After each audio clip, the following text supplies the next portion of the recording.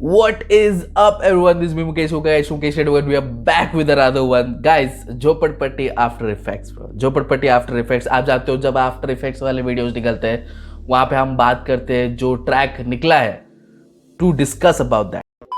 4 section होने वाला है इस वीडियो के. एक है इम्पैक्ट एंड व्यूज और दूसरा कमेंट्स हम चेकआउट करेंगे. टॉप 5 कमेंट्स मैंने चूज किया उनको आंसर करेंगे. कुछ तीसरा होगा मेरा सबसे फेवरेट बार. क्यों वो सबसे मेरा फेवरेट बार है वो मैं आपको बोलने वाला हूँ. And will Karma reply to this. That will be the 4th part कि क्या कर्मा इसको रिप्लाई करेंगे या नहीं करेंगे वो भी हम डिस्कस करने वाले हैं. So let's get into this. For an artist जो कि अभी तक एस्टैब्लिश नहीं है और जो पहली बार फुल फ्लेजेड डिस्ट्रैक्ट निकाल रहा है. लाइक हुड में तो एक डिस्ट्रैक्ट था लेकिन अगर टेक्निकली वो फुल फ्लेजेड डिस्ट्रैक्ट नहीं था. इट वाज क्योंकि कृष्णा ने बोला था कि तू माँ बाप के बारे में बोलेगा तो फिर मैं जाऊँगा यहाँ पे वहाँ पे. और फिर उसने मचाएंगे 4 में BR आर्टिस्टों के खिलाफ भी बोला था कृष्णा ने. तो इसीलिए एक हुल देने के लिए हुड में तो ट्रैक बनाया गया. तो वो फुल फ्लेजेड डिस्ट्रैक्ट नहीं था बट अगर आप उसको काउंट भी करें तो उसमें सिर्फ यंग गालिब नहीं थे, उसमें काफ़ी सारे और आर्टिस्ट भी थे. तो यंग गालिब का यहाँ पे ये सोलो डिस्ट्रैक है. अकेले ये डिस्ट्रैक बनाया है, फुल फ्लेजेड बनाया है और सब्लिमिनल नहीं है, प्योर डिस्ट्रैक है. पहली बार यंग गालिब डिस्ट्रैक निकाल रहा है और यंग गालिब एस्टैब्लिश नहीं है. या मैं आपको याद दिला दूँ, यंग गालिब एस्टैब्लिश नहीं है अभी तक. He is growing. ठीक है, वो नाम बना रहा है, वो नाम कर रहा है. एंड उसने एक डिस्ट्रैक निकाला है against established rappers. Karma and Krishna वो एस्टैब्लिश्ड हैं. ठीक है, तो उनके खिलाफ एक ट्रैक निकालना और उसका इतना अच्छा चलना, क्योंकि आप देखो 17 घंटे के अंदर 243 के व्यूज़ ब्रो. 17 घंटे के अंदर 243 के व्यूज़. अगर एक दिन में 250 के व्यूज़ भी रहे तो आप हिसाब कर लो, एक दिन में 250 के व्यूज़ तो 30 दिन में कितने होंगे. क्योंकि 30 दिन के अंदर टोनी मोंटाना का 2.7 मिलियन 2.7 मिलियन रहा है. तो अगर इसी पेस में झोपड़पट्टी चलता गया तो टोनी मोंटाना को काट के बहुत आगे चले जाएंगे young Ghalib. And for an artist जो इतने एस्टैब्लिश नहीं है उनके लिए ये नंबर्स ह्यूज है. झोपड़पट्टी, well done young Galib, beautiful. मैं अगर बात करूं कि मेरे पे कितना इम्पैक्ट रहा है तो झोपड़पट्टी को आफ्टर रिएक्टिंग टू इट मैंने उसको काफ़ी बार सुना, मेरे को अच्छा लगा. जो शुरुआत है, जो विजुअल्स है ना भाई, वो बहुत खतरनाक है. वो जो स्टार्टिंग में ही जो स्लम दिखाया ना, drone shot, that was beautiful. Pendo 46 ने एकदम झकास इंस्ट्रूमेंटल बनाया है. बहुत खूबसूरत प्रोडक्शन है. एंड उसको मैच करते हुए जो कलर ग्रेडिंग है, जो डायरेक्शन है वो बहुत खतरनाक है. स्लो मोशन में कैमरा ट्रैक करते हुए यंग गालिब को, जब यंग गालिब गली से गुजर रहे हैं, the whole concept of the video was absolutely beautiful. ठीक है, तो विजुअल्स के अनुसार बहुत इम्पैक्टफुल था, म्यूजिक बहुत इम्पैक्टफुल था, यंग गालिब के वर्स बहुत इम्पैक्टफुल था. लेकिन 70% तक, ठीक है, जो यंग गालिब ने एंड में जो वो बातें कर रहे थे, दैट वाज आई थिंक वो ज़रूरत नहीं था. For a young artist like young Ghalib वो ज़रूरत नहीं था. यंग गालिब अगर आप रिदम में अगर आप स्पिट कर रहे हो, अगर आप रैप कर रहे हो तो वो हार्ड होता है. लेकिन अगर आप रैप नहीं कर रहे हो, कुछ बोल रहे हो और वो भी रिदम में नहीं है, आप सिर्फ बोल रहे हो, ठीक है, तो वो और भी ज़्यादा हार्ड होना चाहिए. बिकॉज आप सिर्फ बोल रहे हो. आप एंडिंग अच्छा करना चाहते हो, राइट. आप कभी भी अपना ग्राफ, अपना ट्रैक का ग्राफ ऐसे नहीं देखना चाहते. आप हमेशा ऐसे देखना चाहते हो, ऊपर जाना चाहिए. ठीक है, एंडिंग बहुत अच्छा होना चाहिए. तो आप अगर एंडिंग में चूज़ कर रहे हो कि ठीक है, I will not rap, I will just say few things, तो वो और भी ज़्यादा इम्पैक्टफुल और भी ज़्यादा पंचिंग होना चाहिए. लेकिन टू वेरी ऑनेस्ट वो बिल्कुल भी हार्ड नहीं था. काफ़ी सारे लोगों को हार्ड लगा, आपको हार्ड लग सकता है. मे बी मेरे स्टैंडर्ड्स ज़्यादा है, इतने सारे डिस्ट्रैक्शन के मे बी हो चुके, but that was not hitting bro. That was not hitting. जो एंडिंग में वो बोल रहे थे, that was not hitting. So 70% track मुझे बहुत अच्छा लगा, इम्पैक्टफुल लगा, इसीलिए मैंने 3-4 बार सुना. वैसे ही लोग काफ़ी सारे लोग जिनको इम्पैक्टफुल पूरा लगा, पूरा 100% अच्छा लगा, वो मेरे से डबल ट्रिपल बार सुनेंगे. तो फिर अच्छा है, तो इम्पैक्ट और व्यूज़ हैंड इन हैंड जाता है। तो रही बात उसकी, अब आते हैं हमारे टॉप 5 कमेंट्स की। टॉप 5 कमेंट्स की बात करेंगे तो पहला कमेंट जो है मैंने यहाँ पे लिखा हुआ है, पहला कमेंट है मिस्टर एक्स से, this track proved lyrical rappers can only become famous with a diss और सब्लिमिनल। बात में दम है कि काफ़ी सारे लोग लिरिकल रैपर्स के ऊपर फोकस करते हैं तभी जब वो किसी को डिस करते हैं या फिर वो डिस गेम में इन्वॉल्व होते हैं। लेकिन this is not completely true, क्योंकि आप डीनो जेम्स को देख लो। डीनो जेम्स ने अभी तक किसी को भी डिस नहीं किया है, ना ही उनका करियर डिस से बना है। ठीक है, वो बहुत ही रिलेटेबल ट्रैक्स बनाते हैं, बहुत ही वो लिरिकल है, रिलेटेबल ट्रैक्स बनाते हैं, विजुअल्स पे ध्यान देते हैं और बहुत खूबसूरत ट्रैक्स बनाते हैं, बहुत खूबसूरत। अपनी आप बीती अपनी ज़िंदगी में जो चीज़ें हुई है वो चीज़ें उन्होंने बता के अपना करियर बनाया है। And he got 5.57 million subscribers पर in his channel. He got 5.57 million, 5.5 million subscribers Dino James के विदाउट दिस ब्रो। तो this is not completely true जब आप बोलते हो कि लिरिकल रैपर्स को तभी लोग ध्यान देते हैं जब वो डिस गेम में घुसता है। This is not completely true, लेकिन बात में वजन है क्योंकि काफ़ी सारे ऐसे लिरिकल रैपर्स हैं जब वो डिस गेम में घुसते हैं तभी लोग उस पर ज़्यादा फोकस करते हैं। ठीक है, ब्रदर वी बहुत अच्छे लिरिकल रैपर है, लेकिन कितने सारे लोग उनको अपने टॉप 5 में रखेंगे, कितने सारे लोग उनके बारे में बात कर रहे हैं। ठीक है, दैट डजंट मीन कि ब्रदर वी टॉप 5 में नहीं है। Lyrical rapper, is a lyrical beast. ठीक है, तो काफ़ी ये बात में सही वजन है, लेकिन it's not completely true mister x. दूसरा आदित्य दुग्गल की तरफ से है, it's a very interesting comment.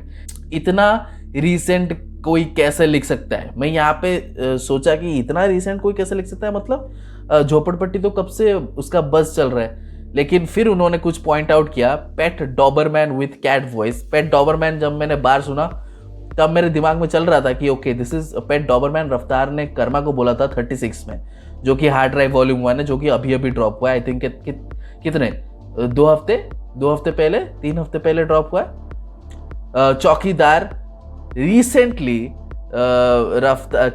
Krishna के शो पे रफ्तार सिक्योरिटी बनकर गए थे, सरप्राइज किया था सबको। तो काफ़ी सारे लोग बोल रहे हैं, तो उन्होंने कमेंट किया कि चौकीदार डॉलर शो में रफ्तार गार्ड। मुझे लगता है कि चौकीदार उन्होंने कर्मा के लिए बोला है, बिकॉज कर्मा एटीएम में चौकीदार थे। मुझे नहीं लगता कि वो रफ्तार की तरफ जा रहे थे, बट हो सकता है ये बार। तो मेरे को इंटरेस्टिंग लगा, मेरे को लगा कि ओके ये तो रिसेंटली हुआ है, तो फिर ये ऐड किए वो। एंड अगेन कपिल शर्मा की बात हो रही थी कि मैं कप्तानी तो मैंने बचपन से की है, कपिल शर्मा नहीं। कपिल शर्मा शो में रफ्तार गए हैं, बादशाह गए हैं, इक्का गए हैं, डीनो जेम्स, राजकुमारी, तो ये सब आर्टिस्ट जो है वो गए हैं, किंग गए हैं। तो अभी वो तो अभी तक रिलीज आई थिंक आज उसका एयर होने वाला है, बट अगेन ये बार कैसे ऐड किए वो, क्योंकि ये रीसेंट इवेंट है। ठीक है, तो वो भी काफ़ी अच्छा पॉइंट आउट किया। एंड ऑल्सो बैड बॉय राशा कोलैब, मैंने इस पर बोला था कि हार्ड ड्राइव वॉल्यूम 1 को भी उन्होंने लपेटे में ले लिया, रफ्तार को भी। तो जब ये निकला था टोनी मोंटाना, तो अभी झोपड़पट्टी की बात चल रही थी। ठीक है, मतलब यंग गालिब को तभी आइडिया आ गया था कि झोपड़पट्टी ट्रैक निकालूंगा, बट लिरिक्स उन्होंने नहीं लिखे थे। उन्होंने धीरे धीरे लिरिक्स लिखा और ये सब रीसेंट इवेंट्स जो है ये ऐड करते गए। एंड आई थिंक कुछ चीज़ें उन्होंने पहले लिख दी थी और कुछ चीज़ें उन्होंने बाद में ऐड की, एंड फिर उन्होंने रिकॉर्ड किया और फिर उन्होंने शूट किया और फिर सब कुछ ऐसे लाके रख दिया एक ट्रैक में। तो यस, तो आदित्य दुग्गल ने काफ़ी अच्छा पॉइंट आउट किया ये चीज़ें कि इतना जल्दी इतना सब कुछ कैसे लिख सकता है, फिर म्यूज़िक वीडियो रिकॉर्ड करके डाल सकता है, एडिट कर सकते हैं, ये सब चीज़ें। गाइज हमें सरप्राइज और नहीं होना चाहिए, because you guys this artist are killing it bro, this artist are killing it. Anyway 1-2 दिन में डिस्ट्रैक्ट्स निकालता था जब रफ्तार के साथ हुआ करता था, और उसने बकायदा 10 मिनट का ट्रैक मचाएंगे 3 दिन के अंदर निकाला था। So you guys need to relax, surprise होने वाली कोई बात नहीं है। ये आर्टिस्ट नेक्स्ट लेवल है ब्रो, ये आर्टिस्ट नेक्स्ट लेवल है। इंडिया के हिप हॉप आर्टिस्ट को आप अंडर एस्टिमेट मत करो, वो लोग कुछ भी कर सकते हैं। तीसरा कमेंट जो है वो बोले थे कि मोहम्मद मोहसिन अंसारी ने बोला, Mukesh network bro, actually you don't know that MC Sher rap challenge written by Krishna. वो बोल रहे कि MC शेर का जो रैप चैलेंज है जिसमें कृष्णा को उन्होंने हराया था फिल्म में, गली बॉय में, वो एक्चुअली कृष्णा ने लिखा था। सी आई डोंट नो, आप अगर प्रूव कर सकते हो तो प्रूव करो। मेरे को तो मैंने कहीं पे भी ये नहीं देखा है, ना ही पढ़ा है कि MC शेर का जो MC शेर के जो रैप चैलेंज है वो कृष्णा ने लिखे थे। ठीक है, मैंने ये कहीं पे भी नहीं देखा, कहीं पे भी नहीं सुना। But that's not even a point. Ghalib ने ये नहीं बोला था, गालिब ने ये बोला था कि गली बॉय में तेरा मजाक उड़ाया गया। मजाक उड़ाया गया इन द सेंस, गली बॉय में MC शेर को हीरो दिखाया गया जबकि कृष्णा को नहीं। ठीक है, कृष्णा MC शेर के ऊपर चढ़ रहा था, वो जो रैप बैटल हो रहा था कृष्णा MC शेर के ऊपर चढ़ा, लेकिन at the end of the day MC शेर वॉन दैट रैप बैटल। ठीक है, बेटर था इसका, नहीं था, उसकी बात नहीं चल रही है। बात ये चल रही है कि तू हारा गली बॉय में। ठीक है, तो वो पॉइंट आउट कर रहे थे, वो डिग ले रहे थे एक, और डिस में आप डिग लेते हो, आप ये सोचते नहीं कि उसका अगर कृष्णा ने MC शेर का रैप चैलेंज लिखा है तो इट इज़ गुड। कृष्णा अगर कोई सबलिमिनल भी लाएंगे तो वो बोलेंगे कि MC शेर का रैप चैलेंज मैंने लिखा है, ये एक पॉइंट मिल गया कृष्णा को, this is good right. But point ये नहीं है यहाँ पे कि कृष्णा ने लिखा है कि नहीं। यंग गालिब ने वो नहीं बात की थी, यंग गालिब ने बात की थी गली बॉय में तेरा मजाक उड़ा क्योंकि तू रैप बैटल में हारा। That's facts. गली बॉय में रैप बैटल में कृष्णा को MC शेर ने हराया, दैट्स फैक्ट्स ब्रो। और वहाँ पे मजाक उड़ा कृष्णा का क्योंकि सब लोग हंस रहे थे वहाँ पे रैप बैटल में, तो उस हिसाब से बोल रहे। Okay, Mohammad Ansari. And the fourth one bro, last वाला पार्ट कर्मा के लिए था। कर्मा रफ्तार लाइव में कूलर खरीदने के बाद इमोशनल हुए थे, राजेश घोष ने ये बोला। अगेन ये लाइव मैंने नहीं देखा है कहाँ पे लाइव हो रहा था। रफ्तार कर्मा कूलर खरीदने के बाद इमोशनल हुए थे, अगर वो हो रहे थे तो फिर डेफिनेटली वो मजाक होगा या फिर कुछ तो होगा, बिकॉज आई मीन रफ्तार क्यों इमोशनल होगा एक कूलर खरीदने के बाद। हाँ, अगर रफ्तार बोल रहा होगा कुछ कर्मा के बारे में कि कर्मा कूलर खरीदने के बाद इमोशनल हुआ ऐसा कुछ, क्योंकि रफ्तार काफ़ी बार ऐसा बोलता है। रफ्तार काफ़ी बार दूसरों के साथ लाइव जाते हैं और वो कर्मा के बारे में बात करना स्टार्ट करते हैं, कृष्णा के बारे में बात करना स्टार्ट करते हैं। कैसनोवा बोल रहे थे वो कृष्णा को, फिर कर्मा के बारे में वो अपने उनके लाइफ की बातें कर रहे थे। सो या मे बी वो बोले होंगे रफ्तार।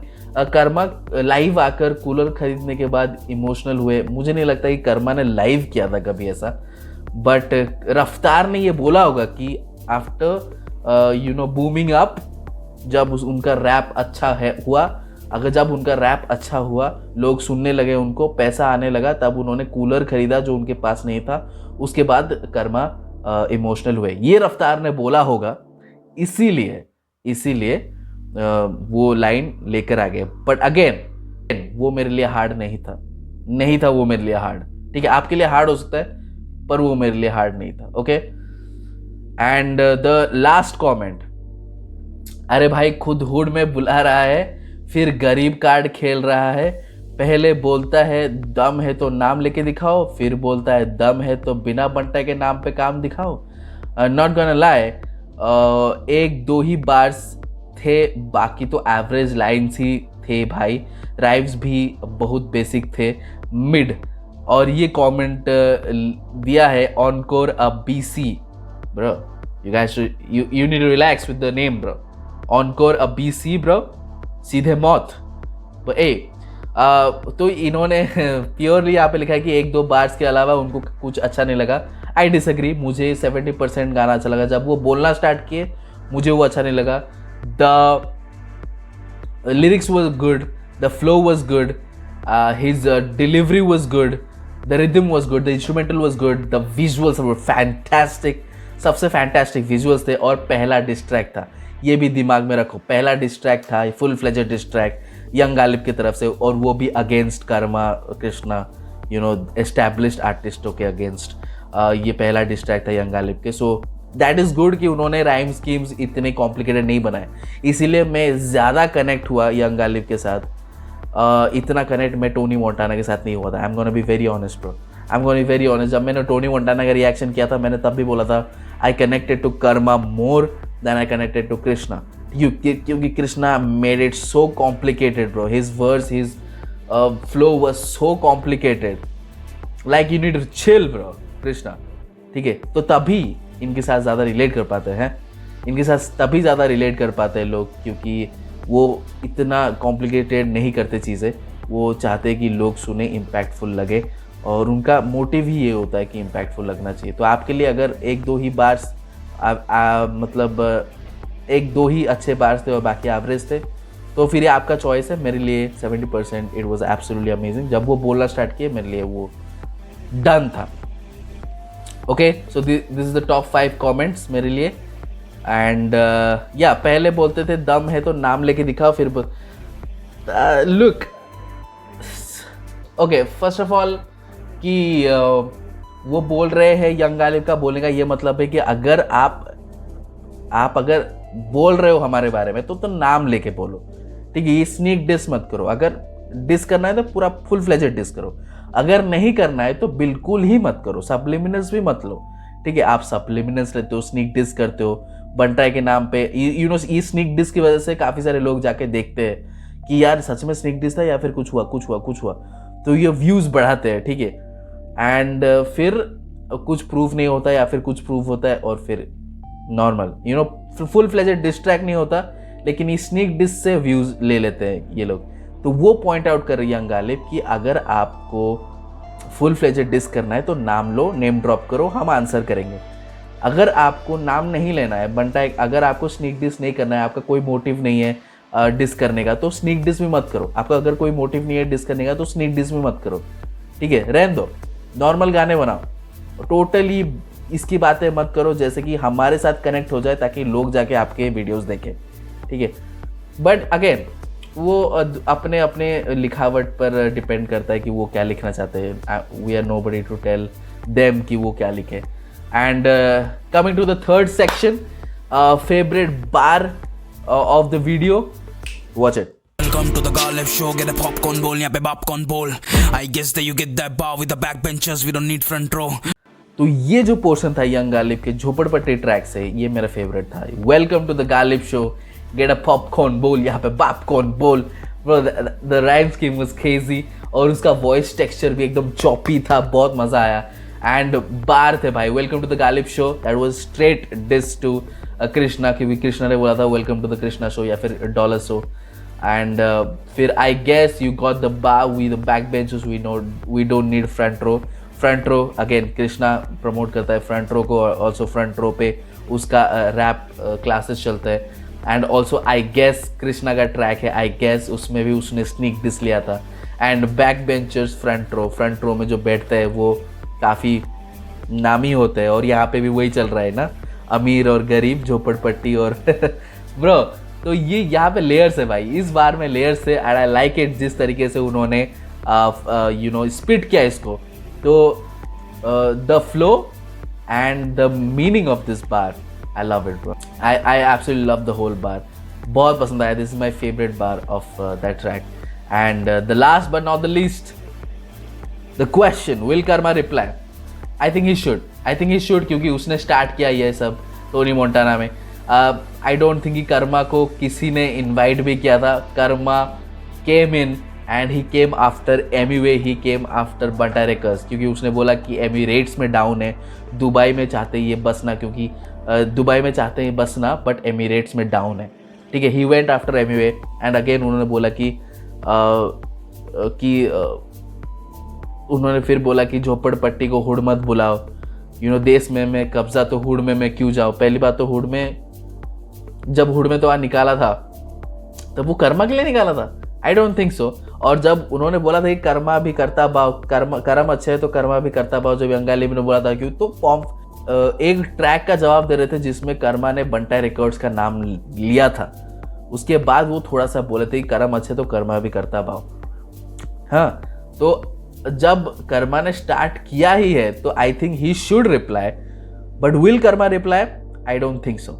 आई डोंट थिंक कि कर्मा रिप्लाई करेगा, बट करना चाहिए, कर्मा ने स्टार्ट किया है तो कर्मा अभी आना चाहिए, उसका पेन गेम दिखाना चाहिए, उसका साइड दिखाना चाहिए कि वो अगर बीफ करता है, अगर वो डिस्ट्रैक्ट निकालता है, फुल फ्लेजेड डिस्ट्रैक्ट निकालता है, तो वो कैसे निकालेगा एंड उसके साथ क्या कैसे रिलेट करेंगे। And yeah man, shout out to young Ghalib, काफ़ी अच्छा रहा झोपड़पट्टी ट्रैक, काफ़ी रिलेट किए लोग उसके साथ। एंड ऐसे ट्रैक्स होते हैं, ऐसे डिस्ट्रैक्ट्स होते हैं जहाँ पे आप रिलेट कर पाते हो, you don't have to think lot of things, ठीक है, आप रिलेट कर पाते हो, तुरंत आप चीज़ें समझ जाते हो, एक ही लिसन में आप चीज़ें समझ जाते हो। अगर थोड़ी बहुत चीज़ें छूट भी गई तो आप 2-3 बार और इच्छुक है सुनने के लिए, तो आप सुन के समझोगे वो 2-3 चीज़ें जो आप नहीं समझ में, ठीक है।